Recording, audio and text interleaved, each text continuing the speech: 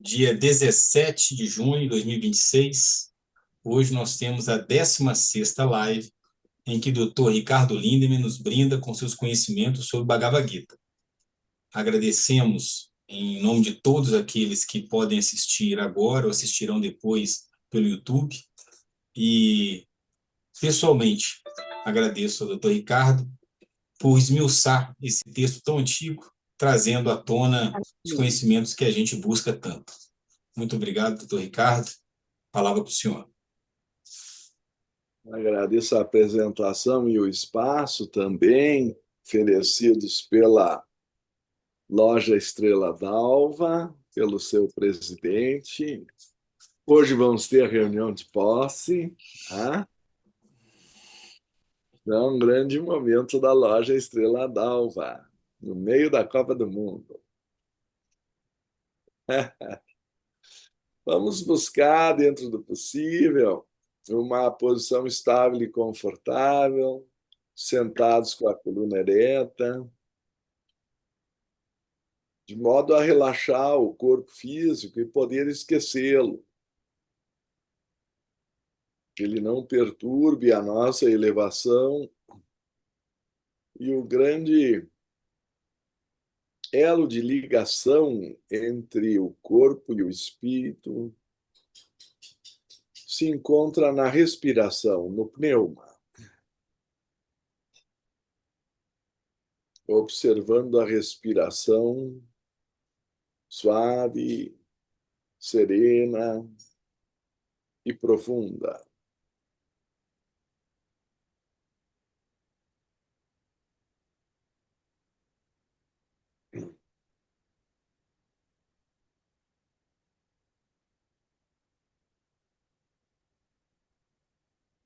Ó poderes do amor, nós vos prometemos nossa fidelidade, sabendo que somente o amor pode redimir o mundo.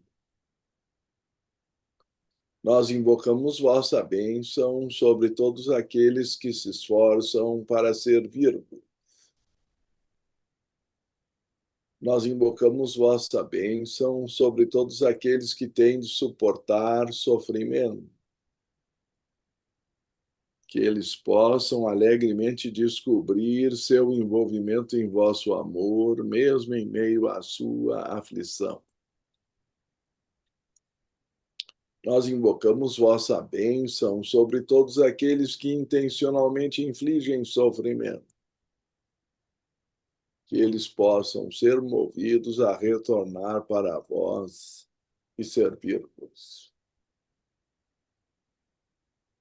Vamos irradiar luz, paz e saúde, sabedoria e compaixão em todas as direções.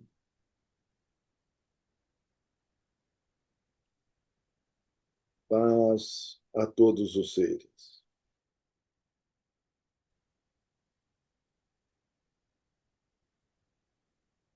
Bem, meus irmãos, nós estamos chegando num ponto muito importante do nosso estudo, que é o último capítulo. O que não quer dizer que, ao terminar a leitura, o estudo tenha terminado, porque eu vi que houve algumas preocupações de alguns irmãos,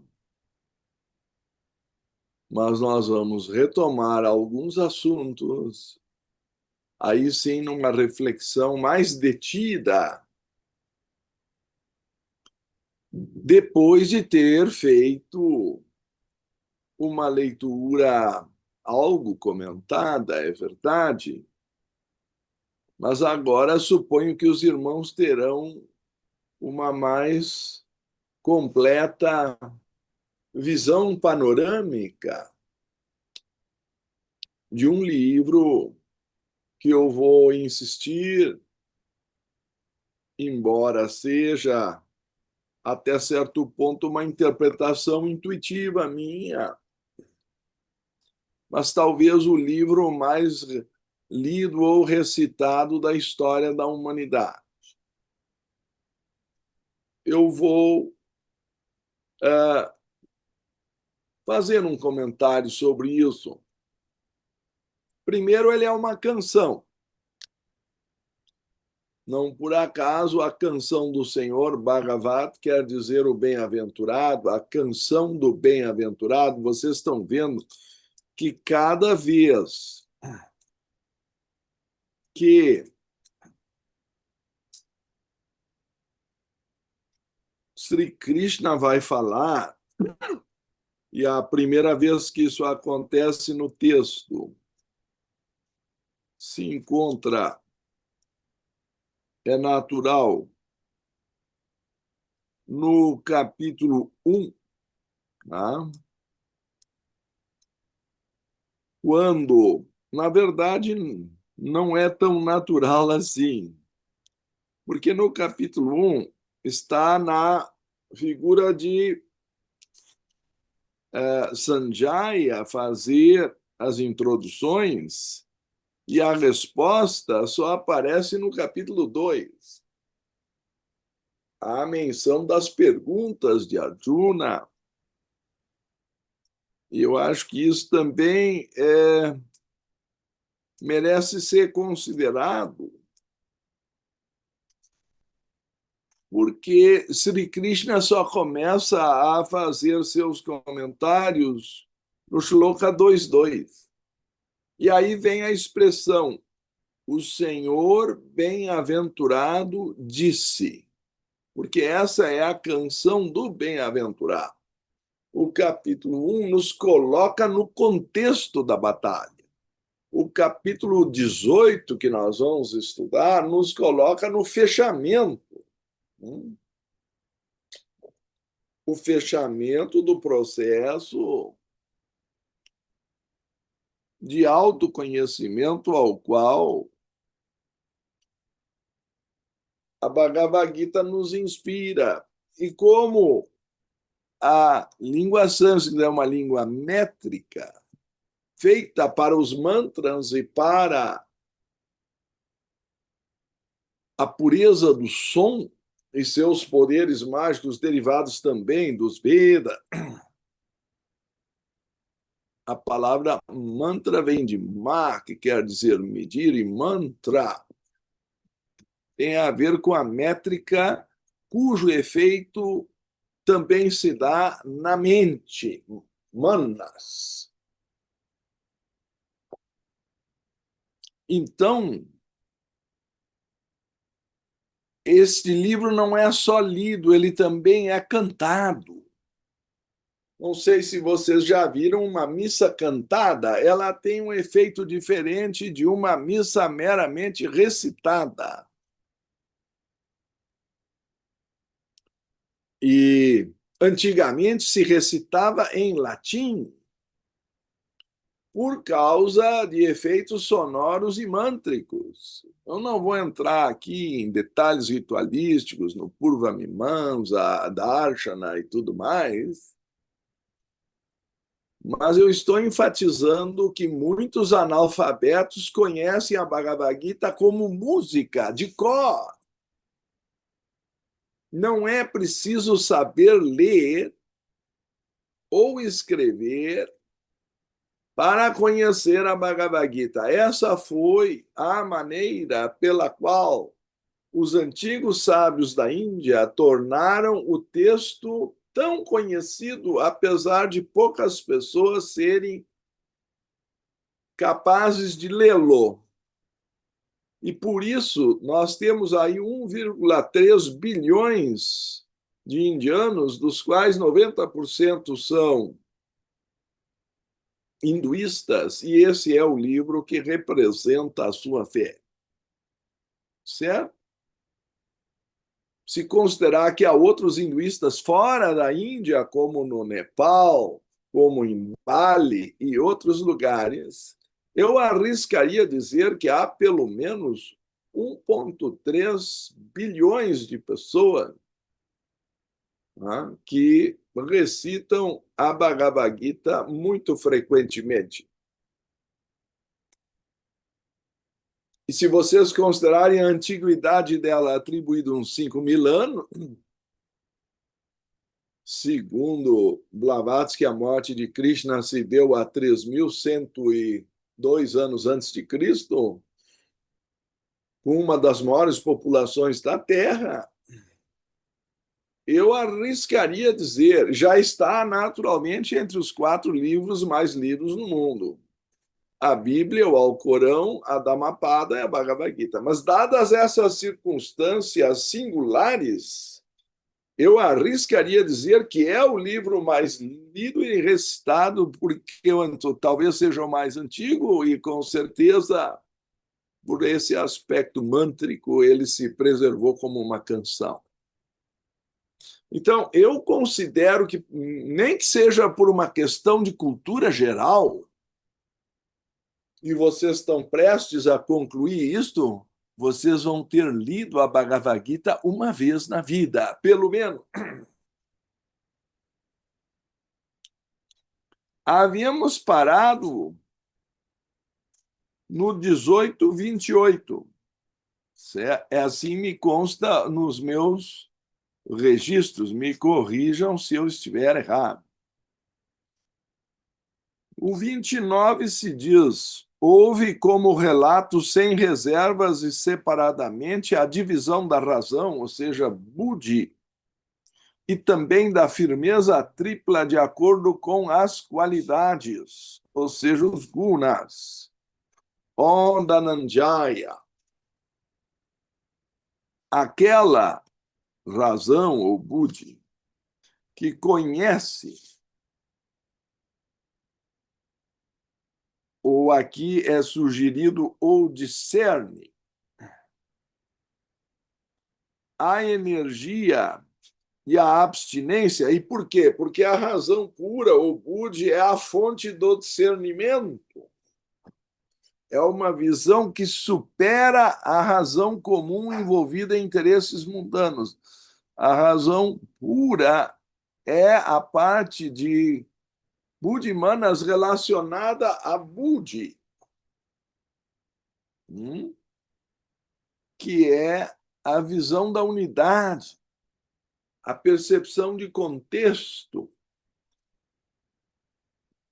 aquela visão do campo, do topo da montanha que vê o campo. Capítulo 13, Kshetra e Kshetranya, o campo e o conhecedor do campo, sugere bem qual é a função de Buddhi. É uma visão de cima para baixo, understand. Estar por cima da situação para ver a coisa na real proporção. Essa não é uma visão meramente intelectiva, não é ninguém apenas decorando a tabuada da aritmética, não é uma mente mecânica, é uma mente que compreende a proporção dentro do contexto da totalidade. Aquela razão, portanto, que conhece ou que discerne a energia e a abstinência, e que deve ser feito e o que não deve, o medo e a intrepidez, a escravidão e a libertação, essa razão é pura, ó Partha. Aquela razão pela qual se entende tortuosamente o certo e o errado, Dharma e Adharma, certo? O certo e o errado, no mais amplo sentido legal e ilegal,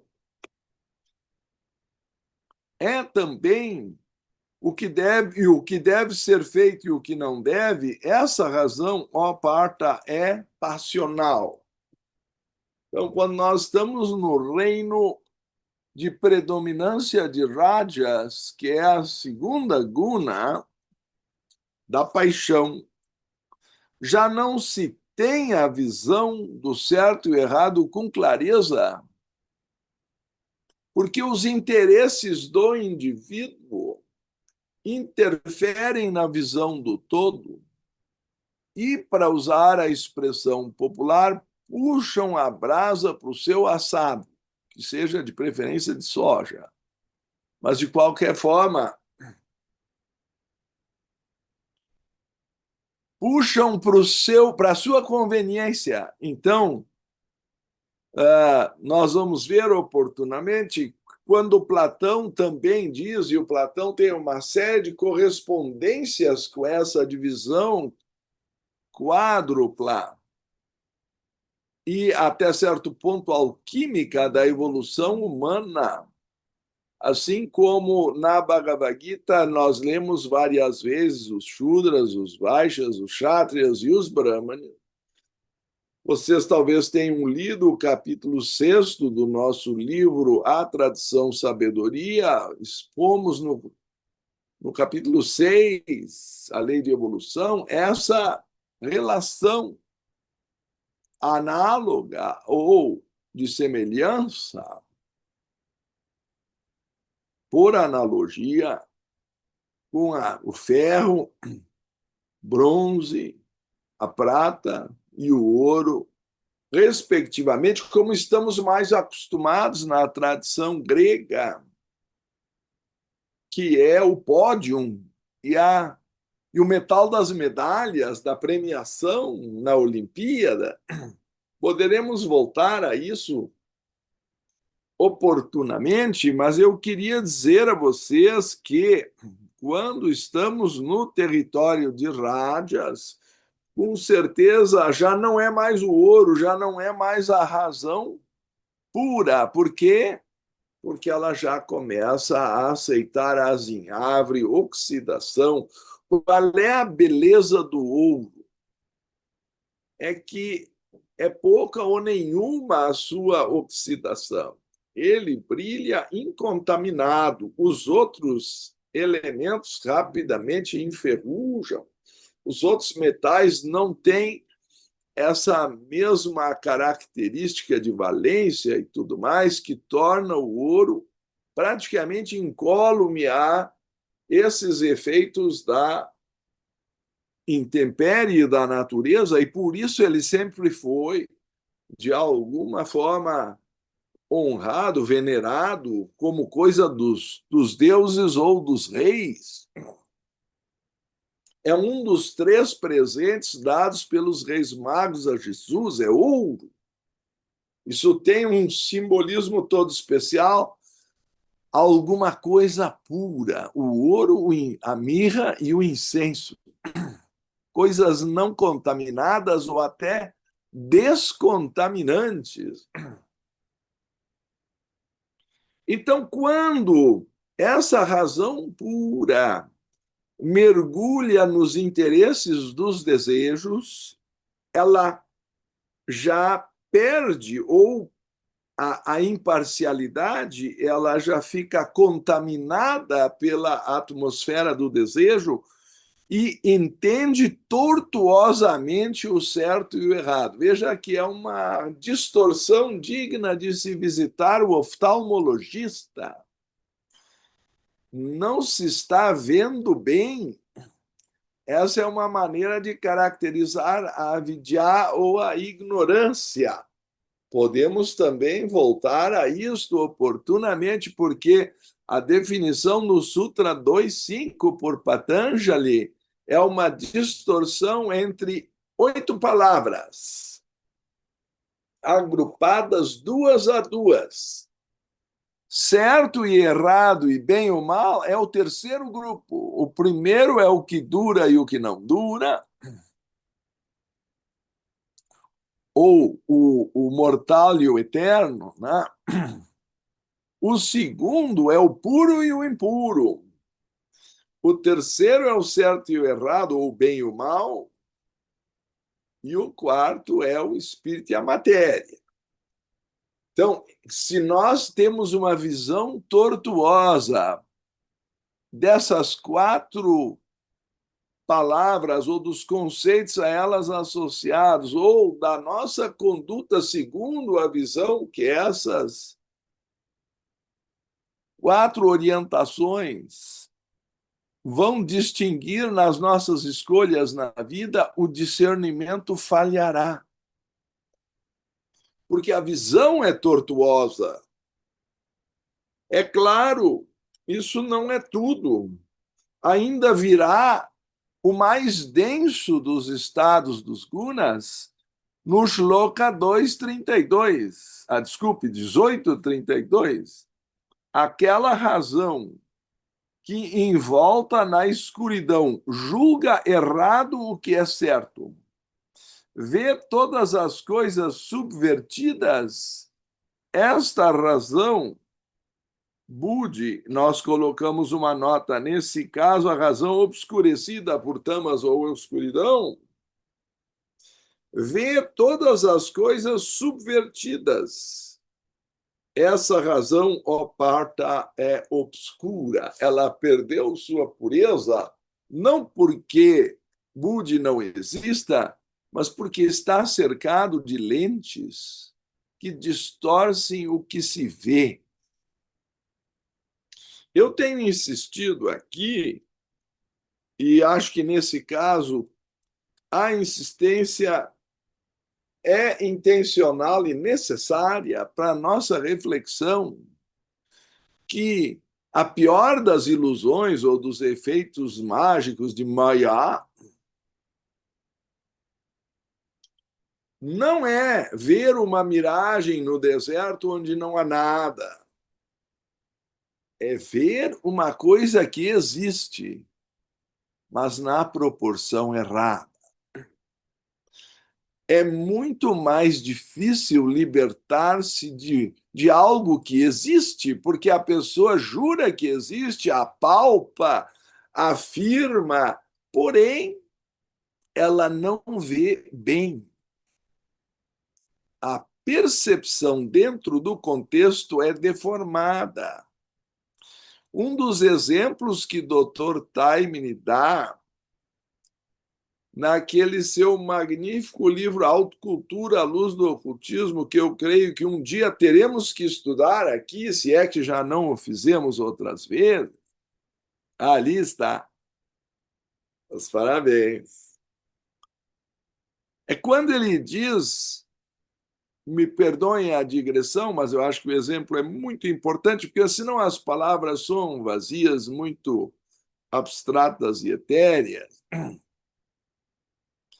que havia um determinado dono de empresa, ou talvez de indústria, não sei, o chefão, como nós vulgarmente chamamos, que tinha, é claro, inúmeros funcionários, dentre os quais uma espécie de office boy, a quem ele delegava vários trabalhos, provavelmente de menor importância dentro do contexto da grandeza daquele sistema, daquele império, daquela empresa que ele, de certa forma, dirigia. Até o dia em que ele descobre, quem sabe hoje nós diríamos por um acidente do DNA ou de alguma investigação, que aquele era o seu filho perdido ou sequestrado na infância, ou sei lá, com o qual ele havia perdido o contato. Nesse momento, a forma de tratar aquela criança, aquela criatura, talvez um adolescente, office boy, estagiário, sei, muda completamente. Não porque o estagiário tenha mudado, não porque o chefe da empresa ou do que fora tenha mudado. Tudo continua aparentemente igual. Mas há uma percepção diferente ao perceber o parentesco. Eu arriscaria dizer a unidade do mesmo sangue. Talvez até o encanto de reencontrar alguém que ele procurou muitos anos, mas não conseguia encontrar. Então, a experiência de Budi, que também nesse mesmo livro do Dr. Time é comparado a um raio que cai no meio de uma tempestade na floresta, em que com lâmpadas, lamparinas ou lanternas, a pessoa tentava conhecer. Vocês já tentaram conhecer, sei lá, a floresta amazônica com uma lanterna ou qualquer floresta que esteja perto de você?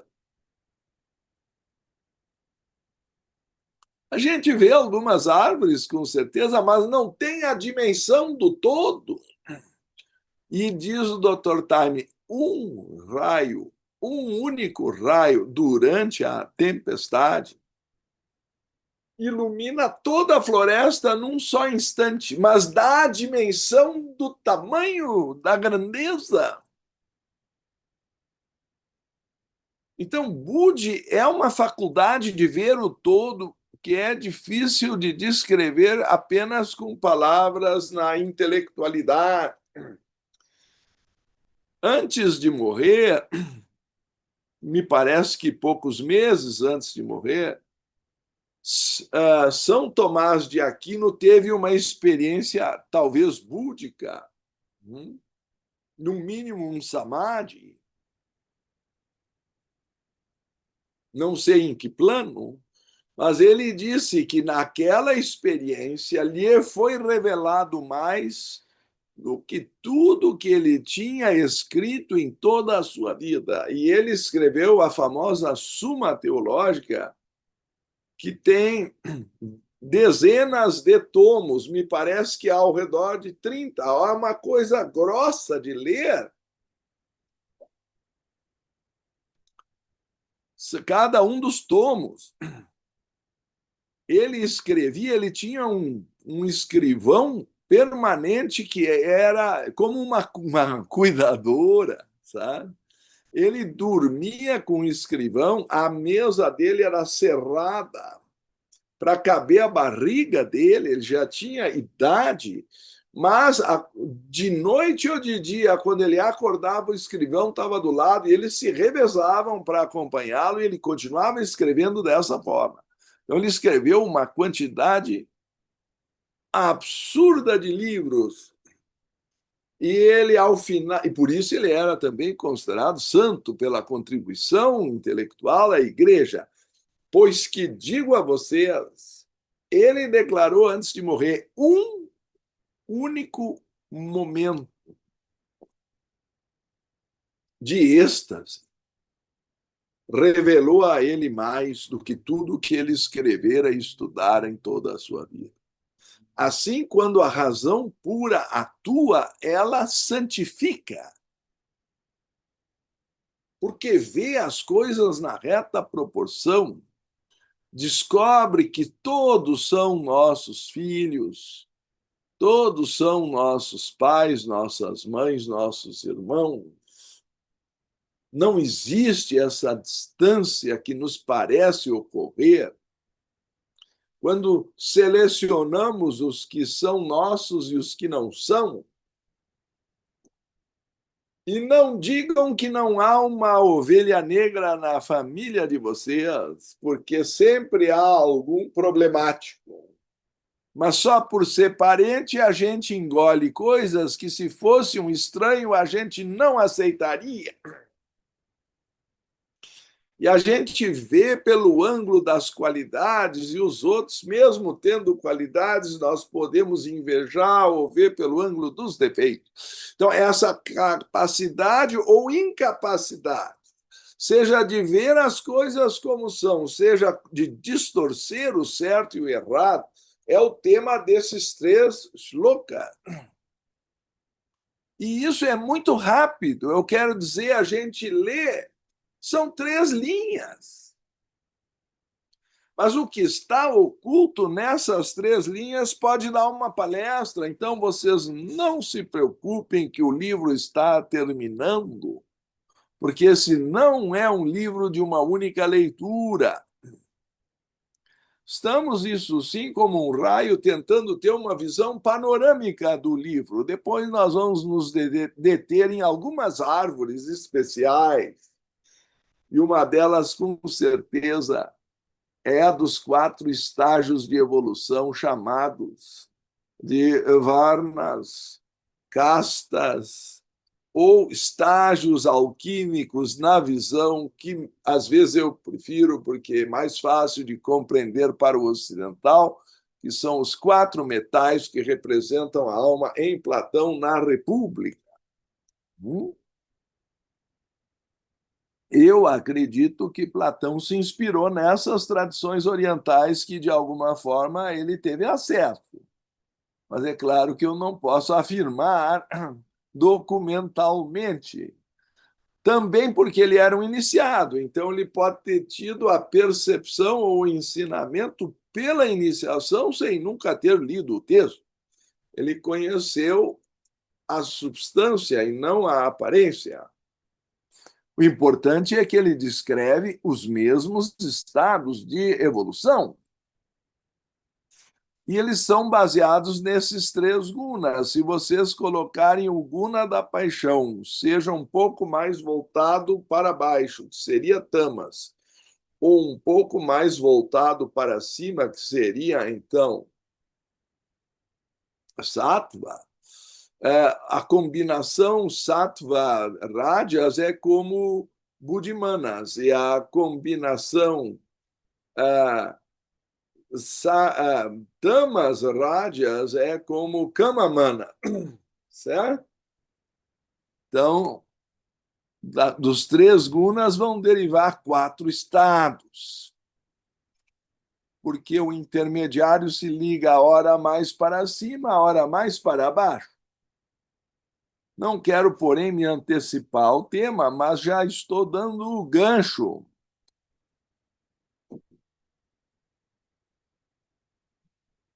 Aquela inabalável firmeza pela qual, através do yoga, alguém restringe a atividade da mente humana,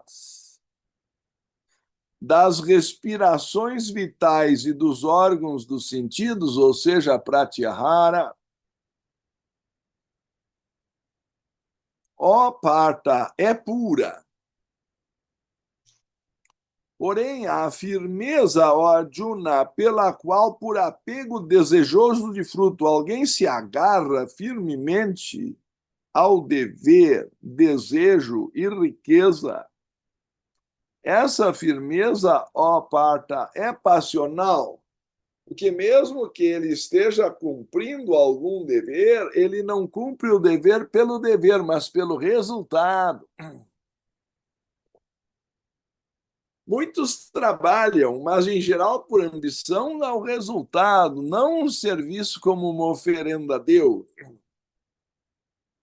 Então, o verdadeiro cumprimento do Dharma tem de ser pelo Dharma em si, não pela colheita do fruto, pelo resultado.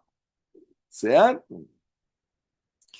Então já caímos um nível. Ainda se tem a ação com alguma firmeza, porém desejoso do fruto. E, portanto, desejo de riqueza. E, portanto, é passional. Aquela firmeza pela qual alguém, por estupidez, não abandona o sono, o medo, o pesar, o desespero e também a vaidade, essa firmeza, ó parta, é obscura, é de tamas. Aí a distorção é ainda maior. Vocês percebam a palavra escolhida, o sono, o pesar, até o desespero. Eu acrescentaria no sono a visão da preguiça. Nós vamos verificar que esse termo já foi usado antes, porque a característica é a inércia difícil de mover, e é isso atribuído a tamas.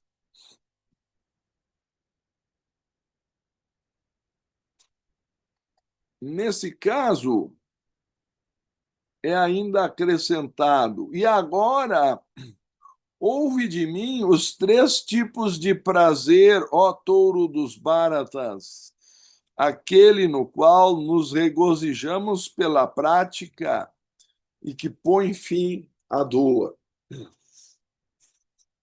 Que no princípio é como veneno, mas no final é como néctar.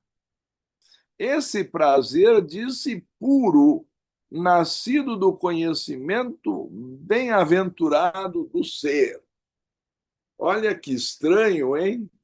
No início, ele parece venenoso, ele é desconfortável, ele produz talvez até repulsão,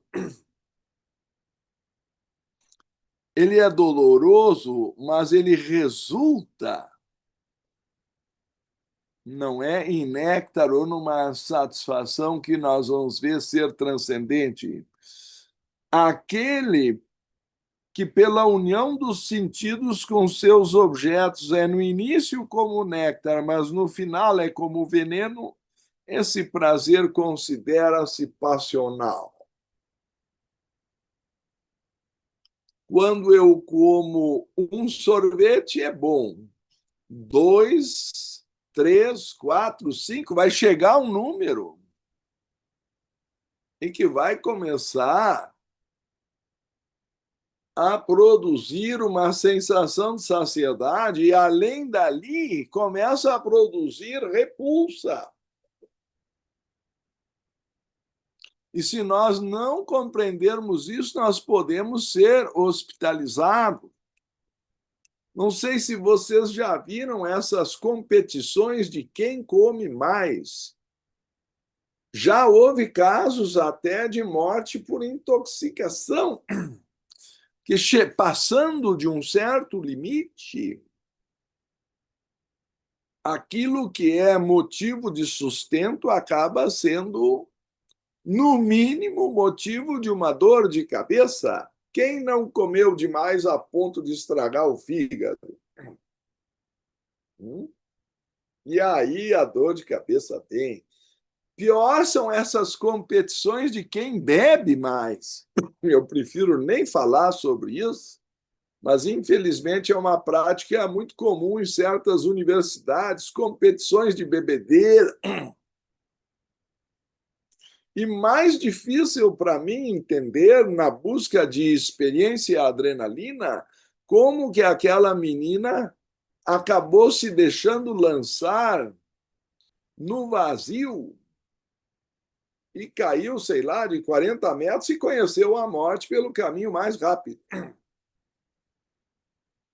Eu me pergunto, como que isso aconteceu? Será que as pessoas estavam todas bêbadas ou drogadas? Isso para mim não está explicado. A gente só vê o absurdo, a guria sendo erguida e lançada a título de quê? De esporte, de entretenimento? O que as pessoas têm na cabeça? Bom, descobriram quando chegou. A menina descobriu o que tinha na cabeça quando chegou lá embaixo. Mas não é a melhor maneira de fazer, suponho, a descoberta. E todos os que foram, de alguma forma, cúmplices ou responsáveis desse absurdo. Porque a vida não é para buscar adrenalina ou prazeres de entretenimento passageiro. Isso são coisas transitórias, não que seja um pecado mortal, se bem que nesse caso foi, né? Foi mortal no pleno e literal sentido da palavra.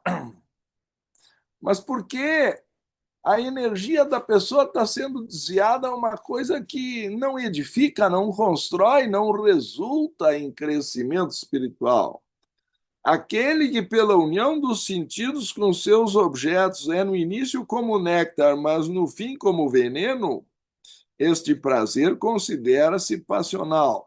Aquele prazer que no princípio e no final é ilusão do eu, que surge do sono, da indolência e da desatenção, declara-se obscuro. A palavra desatenção é um exemplo dessa menina sendo jogada. Aí eu não sei como que ela não sentiu que ela não estava amarrada em nada. Que ela não revisou. Não sei. Bom, primeiro que eu não ia me oferecer para essa experiência. Meu corpo não é laboratório. Mas suponhamos que fosse uma missão de salvamento de alguém, eu tivesse que pular lá para salvar, fosse quem fosse, das chamas, disso, daquilo. Aí eu iria fazer todos os testes, porque morrer mais um não vai salvar ninguém. Agora, fazer isso por entretenimento é difícil para mim. Entender, eu tenho que tentar entender a motivação, só pode ser por adrenalina, não é possível seja por outra coisa. Isso é considerado um prazer obscuro. Vem da desatenção, da falta de percepção do sentido das coisas, pôr a vida em risco por nada. Também há casos que, mesmo amarrado, volta e meia acontece, até de roda gigante que saiu do trilho, acaba morrendo gente na roda gigante, eventualmente, não é? Em vários entretenimentos perigosos, montanha-russa, volta e meia a gente recebe alguma notícia. Não vou aqui dar uma de moralista e proibir, tá certo? Mas cada um tem que observar que motivação leva. E se aquele risco vale a pena. O próprio paraquedismo eu considero uma coisa perigosa. Volta e meia, um paraquedas não abre. Eu perdi um primo numa ultraleve porque erraram a dosagem da gasolina, quando ele tinha 37 anos e 3 filhos, e ainda foi filmado e saiu no Fantástico. Então, 6 meses depois, não sei se de desgosto ou de quê, porque as pessoas somatizam, a mãe das crianças também morreu. E aí deixou 3 órfãos. Claro, os outros familiares acabaram educando as crianças, mas vocês entendem, essa não é a função da vida.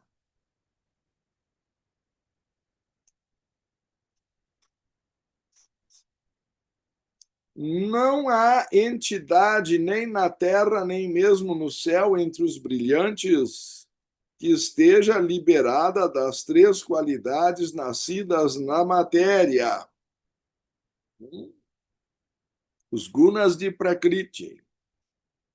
Os deveres dos brahmanes, dos kshatriyas, vaixas e shudras, ó Parantapa, foram distribuídos de acordo com suas qualidades. Então, exatamente o que eu estava antecipando para vocês. A combinação das qualidades produz os varna. Se há um comentário negativo que se estendeu na história, é a associação, creio eu, e assim o defendo no capítulo 6 do Tradição Sabedoria, como já disse, com base até na defesa e suposição de Platão, de que nós temos almas que alquimicamente evoluem, desde o ferro até o ouro, talvez em várias reencarnações. Mas quando se atribui de forma rígida o estado de evolução à classe social de nascimento, aí, no meu entender, está a raiz do erro. Mas a existência de estados de evolução é um fato na natureza que nós não podemos levianamente negar. Então, esse assunto, embora sensível à nossa época, e que não devem ser motivo de distinção no convívio e no valor humano, como era o caso do chefe da empresa e do seu filho esquecido ou não reconhecido como office boy, do exemplo mencionado. Mas mesmo na nossa família, nós podemos ter pais de ouro e daqui a pouco um neto de ferro ou de bronze, e vocês vão notar que distorce é uma falta de tom, daquela linhagem em que uma pessoa parece contrária a toda honradez e uma linhagem nobre. Não estou falando de nobreza monárquica, eu estou falando de nobreza de espírito, mas de repente tem alguma pessoa ali meio egoísta demais, que destoa do grupo, parece que vem até para testar as nossas qualidades de amor, paciência, compaixão. E por mais que a gente queira ensinar, a teimosia e a soberba não deixam a pessoa aprender, e não há transfusão de experiência como há de sangue. Então a gente tem que ver. Eu sei que vocês todos que tiveram filhos ou cuidaram de alguém sabem quão difícil é assistir de braços cruzados aquela criatura amada cometendo erros que poderão prejudicar toda a sua vida. E aí vão nos lembrar que agora já atingiu a maioridade e a gente tem que assistir, entregar a Deus, como dizia Gibran, nossos filhos não são nossos filhos, são filhos da vida por si mesma, como as flechas que, uma vez lançadas, seguem sua própria trajetória. Mas é a experiência do movimento dos gunas, que não está no mesmo grau de evolução em todos os seres. Então, compreender esse shloka 41, quer dizer, é muito fácil ler. Parece que o assunto já terminou, eu terminei o shloka. Mas isso aqui dá um livro, só o shloka número 1841. Quais são os deveres dos brahmanes, dos kshatriyas, dos vaishyas e dos shudras? Ele passou em alguns outros shlokas anteriores, aqui é só um capítulo de fechamento, mas ele caracteriza quais são os dharmas de cada um desses estágios. A serenidade, a autorrestrição, ele vai descrevê-los de novo, certo? A serenidade, a autorrestrição, a austeridade, a pureza, o perdão e também a elevação, a sabedoria, o conhecimento, a fé em Deus, são o dever ou o dharma do Brahmane nascido de sua própria natureza. Alguém poderia pensar, isso aqui é o mais alto ideal, com certeza. Será que nós podemos exigir isso de todos os nossos familiares? Será que nós podemos sequer exigir isso de nós mesmos? Será que nós somos Brahman ou almas de ouro? Então, essa é uma pergunta que fica lançada. Vocês vão ver que ele vai baixar um pouco o nível da exigência no shloka seguinte. A proeza, o esplendor, a firmeza, a destreza, também não fugir da batalha, a generosidade e a natureza de um governante são o dever de um kshatriya nascido de sua própria natureza. Palavras como pureza e sabedoria não apareceram no shloka 43. Isto que está aqui é um pouco mais fácil. Desceu um degrau. Vai para o 44, vai descer mais um degrau. Nós estávamos no ouro, viemos para a prata, agora nós vamos para o bronze, certo? A lavoura, a proteção do ganho e o comércio são o dever do Vaishya, nascido de sua própria natureza. E aí ele chega no ferro. A ação de caráter serviçal é o dever do Shudra nascido de sua própria natureza. Então, falar nessas diferenças hoje em dia é considerado tema sensível, em alguns lugares talvez até proibido. Se vocês quiserem reduzir a classe social, vou até concordar, não está certo dizer que isso é apenas a classe social da pessoa. Mas se mesmo quando vocês querem dar educação, a pessoa recusa, mesmo um parente de vocês que recebeu as mesmas orientações educacionais e as mesmas oportunidades, por exemplo, dos outros filhos, mas tem um que se nega a aprender, que prefere ir mal em todos os estudos, que prefere ser do contra, quando não em atividades autodestrutivas, e às vezes com companhias muito inadequadas. Deus queira que vocês não tenham nenhum parente assim. Mas a minha experiência é que vocês, se não tiverem na linha direta, lá e começa a procurar os primos e daqui a pouco vai aparecer alguém que se vocês não são capazes de pôr a mão no fogo por ele, certo? Usando também uma linguagem muito comum. Então, o que aconteceu? A família não deu condições para ele aprender, ou há alguma coisa na alma dele que se recusa a ouvir o conselho dos ancestrais e dos mais sábios, dos mais experientes, pelo menos.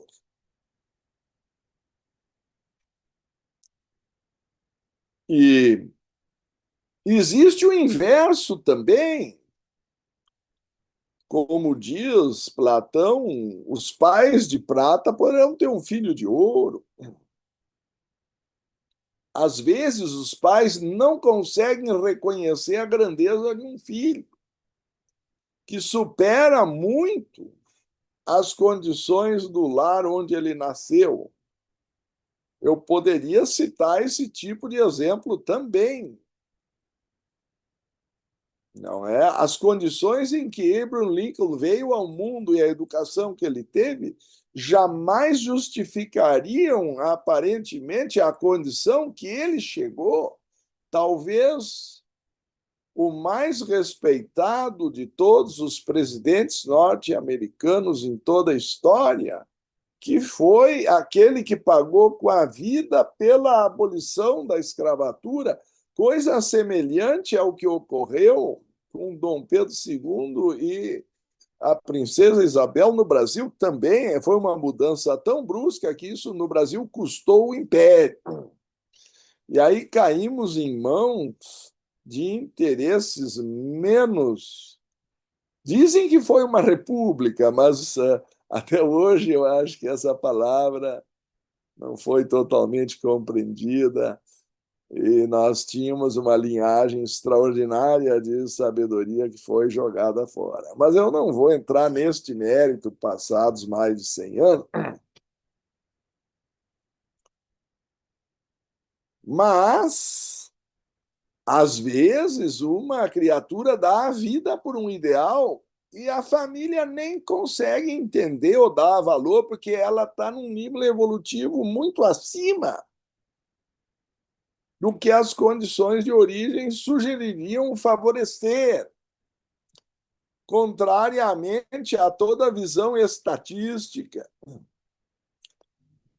que ele não frequentou a melhor escola, às vezes nem consegue, dado as circunstâncias kármicas, mas se ele viveu em conformidade com o ideal,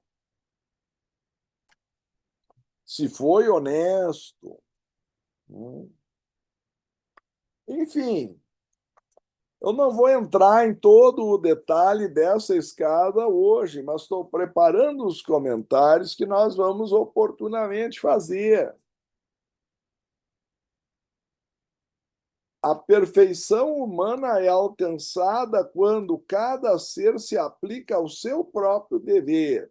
Por quê? Porque é a tarefa, vou usar uma palavra mais conhecida talvez no Brasil, é a missão daquela encarnação. É cumprir aquele dever que lhe foi designado. Daí o karma e o dharma frequentemente estão tão entrelaçados que parecem usados como sinônimo. Comentário feito eventualmente por doutora Beza no respectivo livro Dharma. Escuta agora como a perfeição é conquistada por alguém aplicado ao seu próprio Dharma.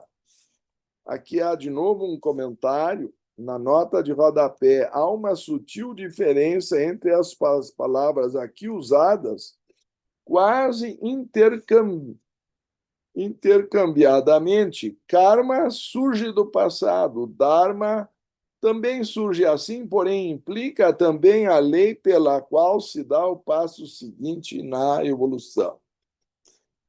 A partir daí, a senhorita Joy Mills, ex-vice-presidente mundial da ST, da Sociedade Teosófica, dizia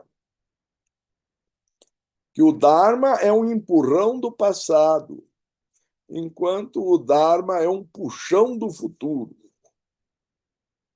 Eu acho uma excelente forma de nos fazer refletir. O Dharma é mecânico, ele empurra por consequência dos atos passados, semeados e colhidos. O Dharma é uma vocação, é uma invocação, é um chamamento à nossa dimensão mais nobre no espírito, no nosso coração. Ele está mais relacionado a um ideal de dever que vai nos auxiliar a dar o próximo passo, subir o próximo degrau no nosso processo evolutivo. É disso que essa nota trata. Então é dito, é melhor o próprio cumprimento. Desculpe, na história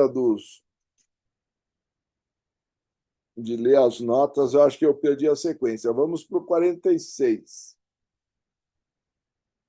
O homem adorando em seu próprio dever aquele de onde provém a emanação dos seres, ou seja, a divindade, e por quem tudo isso está impregnado, conquista a perfeição, ou seja, é melhor cumprir o próprio dever, ou dharma, ainda que destituído de mérito, do que o dever do outro bem cumprido. Aquele que cumpre com o dever que lhe impõe sua própria natureza não incorre em pecado. Porque aquele é um dharma que está ao alcance da pessoa.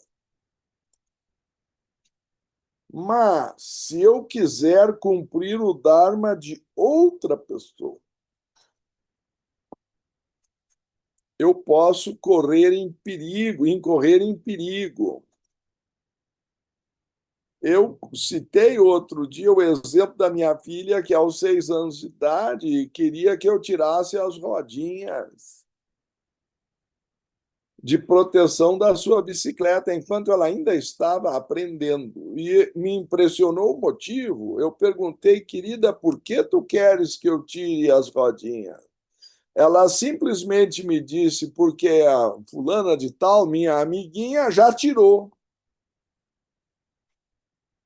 Mas se o grau de aprendizagem no andar de bicicleta da amiguinha estava mais avançado que o da minha filha, eu não sei. De repente, o pai tirou e ela nem estava pronta. Eu não conheço esse dado, mas o fato é que se a menina, a amiga, já sabia andar, ela não precisava da rodinha auxiliar. Mas aí eu testei a minha filha, vai daqui até lá e volta sem bater no chão a rodinha, e eu tiro a rodinha. Aí ela bateu umas 5 vezes. Eu disse para ela, tu ia levar 5 tombos, iam ser 5 quedas.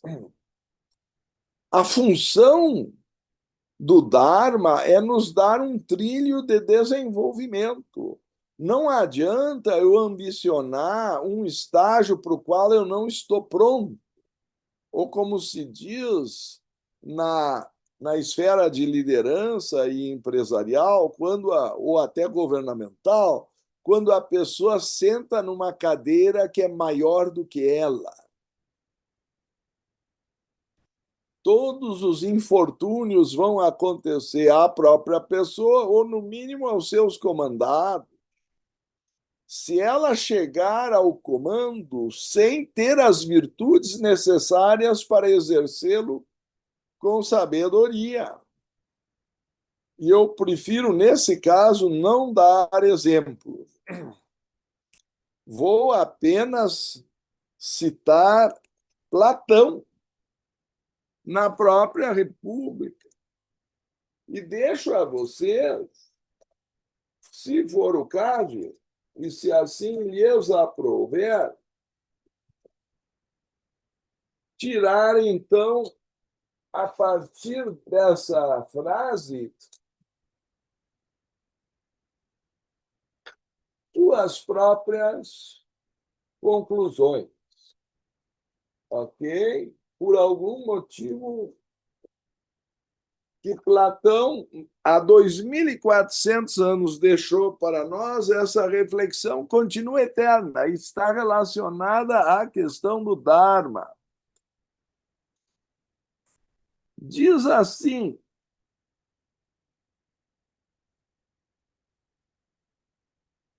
e eu estou buscando a forma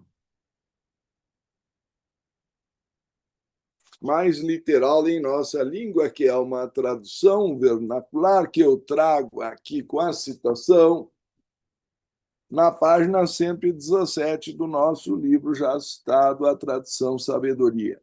Porque diz um oráculo que a cidade, a Politeia, o estado ideal, a República de Platão, perecerá no dia em que tiver à testa, ou seja, no comando, um guardião de ferro ou de bronze. Por quê? Porque o de ferro só pensa em si mesmo, tende a se tornar um tirano. Ele não respeita lei nenhuma, ele só faz o que lhe convém. E o de bronze, na melhor das hipóteses, só se preocupa com a sua família. Chama-se isso nepotismo. Então, ele vai arranjar emprego, vira um cabide de emprego. Ele vai arranjar os melhores empregos para os seus familiares. Em alguns sistemas, se pretendeu, como é o caso do Brasil, dividir em 3 poderes, para que 2 fiscalizem um cada vez. Então, um dos poderes será fiscalizado pelos outros 2 em qualquer caso.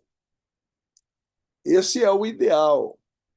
Mas tem-se visto que aí, para não exercer nepotismo dentro do próprio poder, e fica muito mais visível, os acordos começam a aparecer. Eu nomeio o teu filho ou teu não sei quem para tal posição no meu governo, enquanto tu, no teu sistema, ou legislativo, ou em algum tribunal de contas, ou isso ou aquilo, nomeia o meu.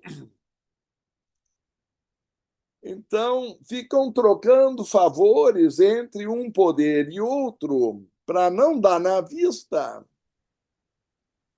Então, se o nível das pessoas ainda é de bronze, elas só querem os poderes para tirar proveito para si ou para sua família. Nessas condições, o Estado perece ou sofre, porque não temos aí a figura de um estadista, uma pessoa que realmente pensa o que será melhor para a nação. Ele só pensa em si ou, na melhor das hipóteses, da sua família. E por isso eu volto a dizer, não me peçam exemplos, porque eles são muito abundantes e estão nos jornais todos os dias. Só quem não lê é que não fica sabendo. Então, Platão, ou a visão da evolução, que esses textos, aí vai dizer, não, mas isso é uma velharia de 5.000 anos, Platão tem 2.400 anos, vocês leem a República e leem o jornal, podem fazer até alternar. Vocês estão lendo uma coisa imortal, porque passaram 2.400 anos e a humanidade está no mesmo estágio, cometendo os mesmos erros que são previstos por Platão há 2.400 anos. Por quê? Porque ele era um iniciado que estava na vanguarda evolutiva de uma alma de ouro que a maioria da humanidade só vai alcançar em outra subraça, ou sabe lá em que raça raiz. Então, ele já está num grau de desenvolvimento muito superior ao da sua época. O texto não está velho. O primeiro objetivo da sociedade teosófica não está obsoleto. Formar um núcleo da fraternidade universal da humanidade, sem distinção de raça, credo, sexo, casta ou cor, porque a nossa união está acima das castas, porque a nossa união está acima do sexo, da crença ou de que seja. O que não quer dizer que eu não exerça discernimento administrativo para colocar a melhor pessoa no devido lugar.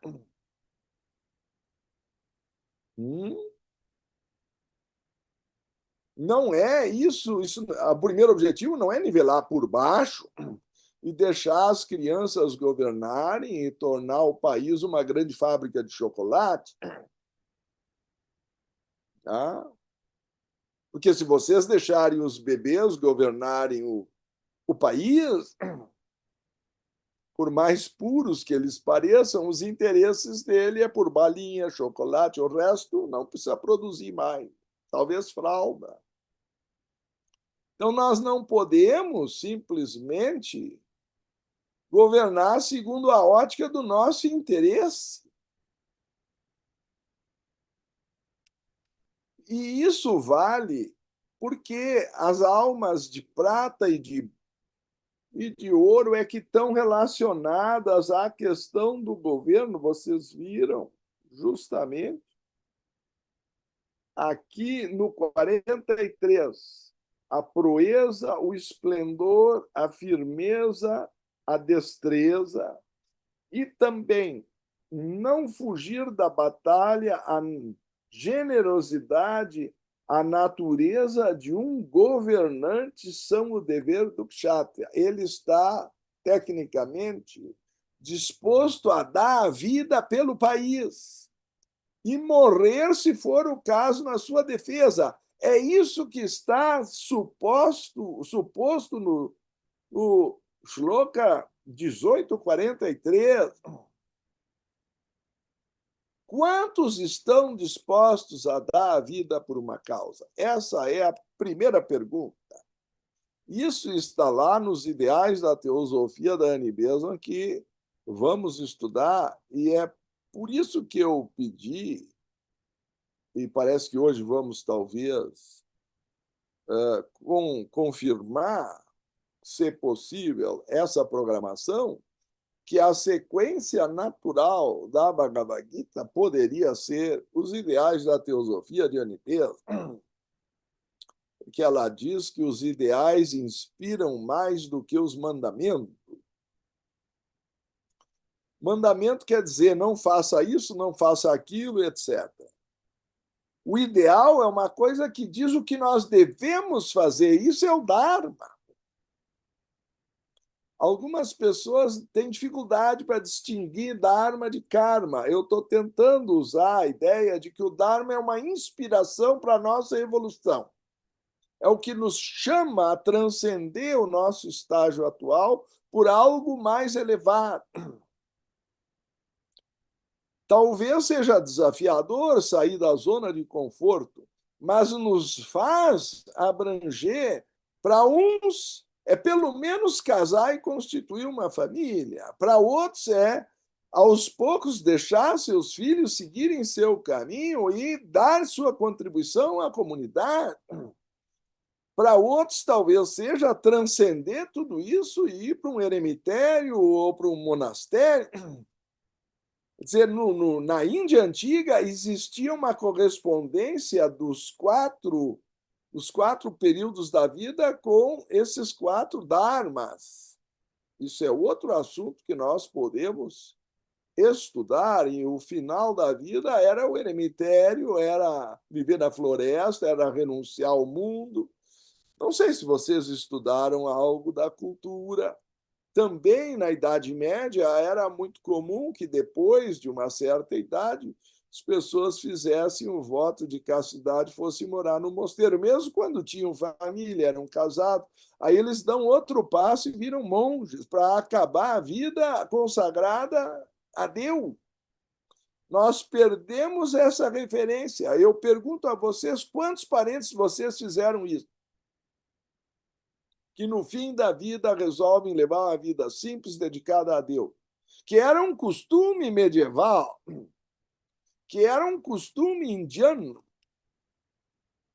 Porque no fim da vida, o que eu posso ainda fazer? Se não me preparar para o próximo estágio. E aí nós criamos a geração do Botox, e pinta cabelo, e implanta não sei o quê, e toma pirulinha azul, e ficam querendo esticar. Às vezes, até a adolescência, alguns compram uma moto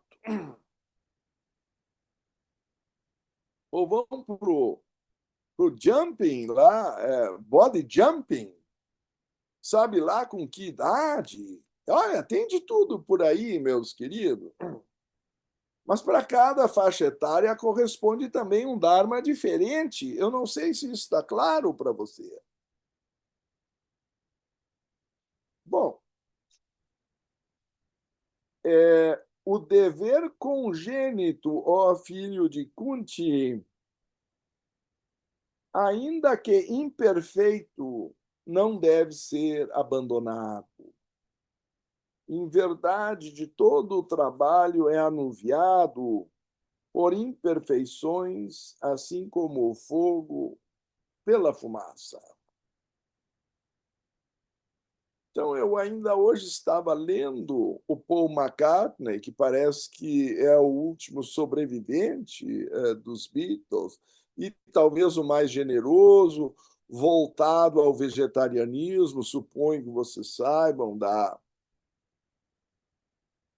contribuição que ele tem dado à Segunda Sem Carne, é um movimento internacional, porque ele é uma pessoa pública, que muitos idolatram.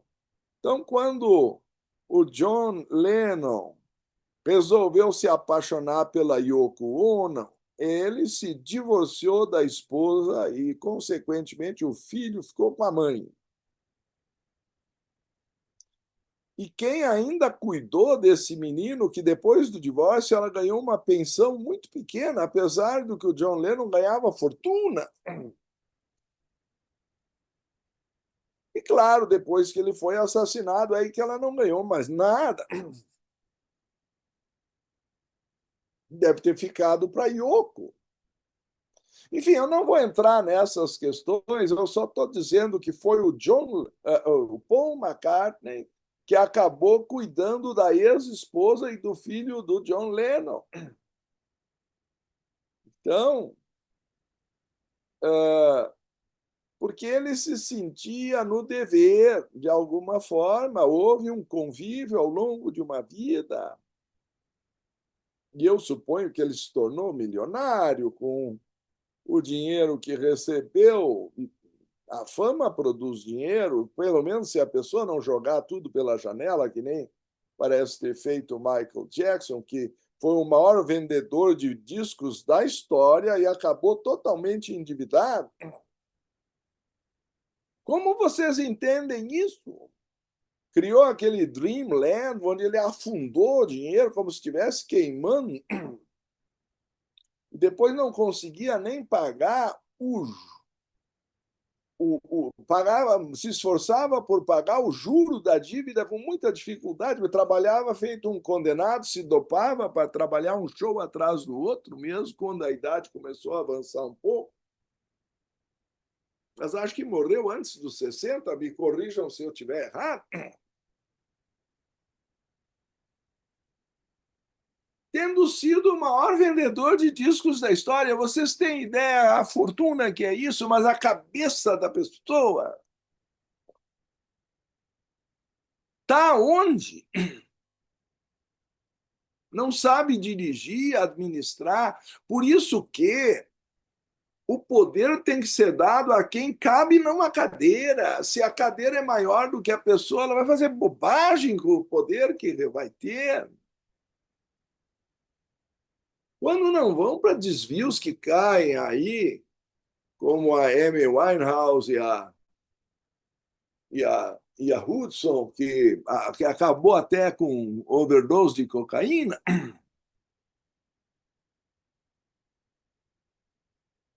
Então, o poder tem que ser concedido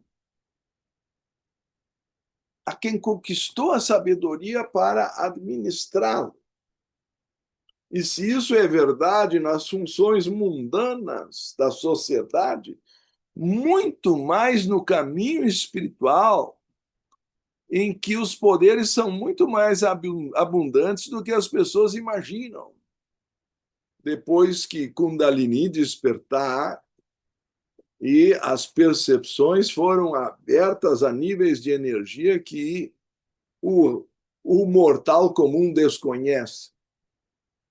Não sei se já, provavelmente com certeza, olhando aqui o relógio, falei demais.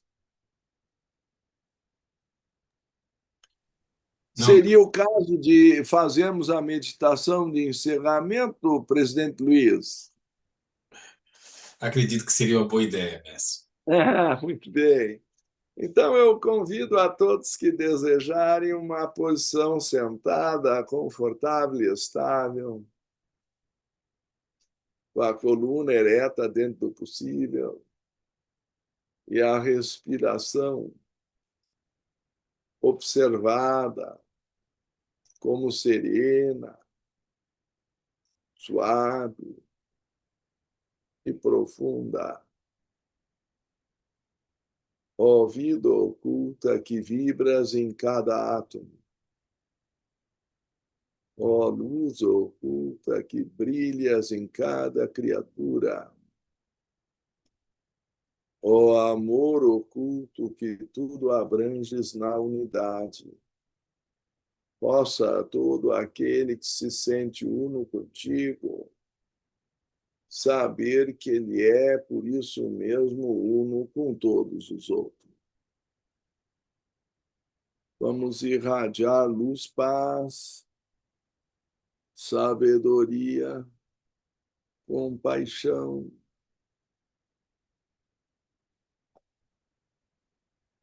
em todas as direções, saúde, ao Oriente, ao Ocidente, ao Norte, ao Sul, ao Zênite e ao Nadir. Que todos os seres sejam felizes, que todos os seres sejam ditosos, paz a todos os seres.